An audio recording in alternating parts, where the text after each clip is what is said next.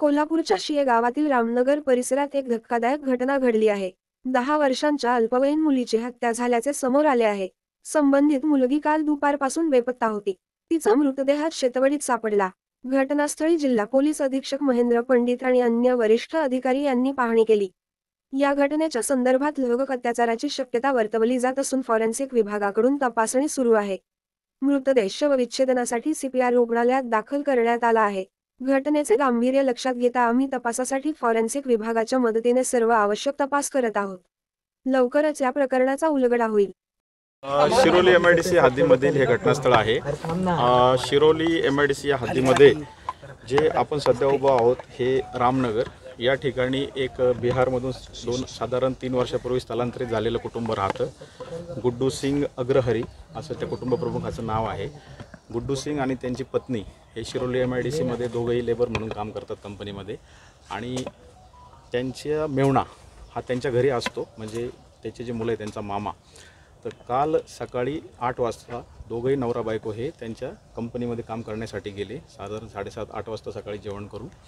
आणि त्यांना 5 मुलं आहेत, जे गुड्डू सिंग आहेत त्यांना 3 मुली आणि 2 मुलं।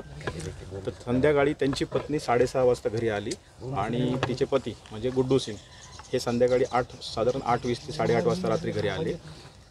कंपनीत कामाला जाताना मुलीच्या मामाला मुलींकडे लक्ष ठेवण्यासाठी त्यांनी सांगितलेलं होतं, आणि त्या मुली काही शाळेमध्ये वगैरे जात नाही, त्यांचे जे अपत्य आहेत 5।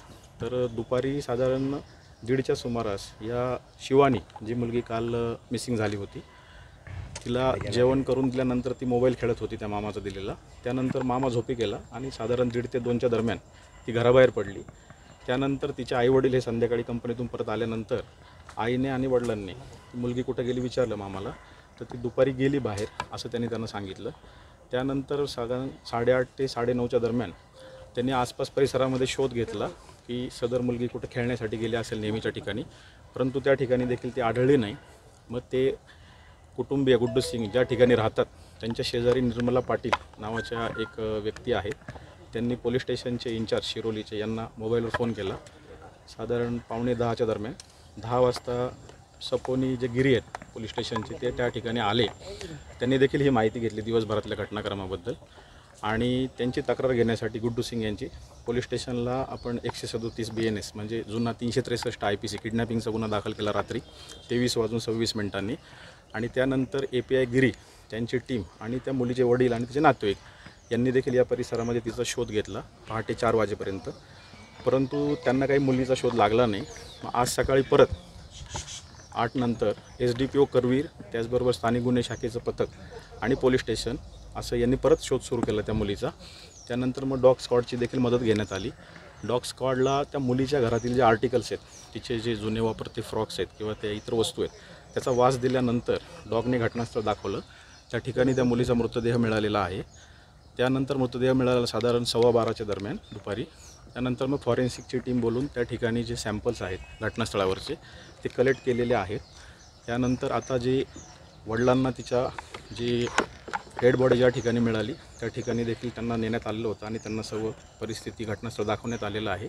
आणि आता पुढील जे तिचं शवविच्छेदन आहे त्यासाठी त्या मृतदेह आहे तो CPRला आपण शिफ्ट केलेला आहे, आणि त्या ठिकाणी SDPO उपस्थित आहेत। आता हा जो कालचा गुन्हा दाखल आहे त्यामध्ये आता ज्या शक्यता आहेत विविध या गुन्ह्याच्या क्राईम अगेन्स्ट चाइल्ड, त्या सर्व शक्यता पडताळून फॉरेन्सिक टीमला सांगून तिचं शवविच्छेदन आता पोलीस करून घेत आहेत।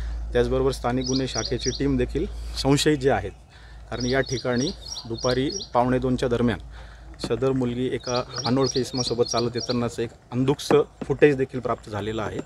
तर त्या व्यक्ती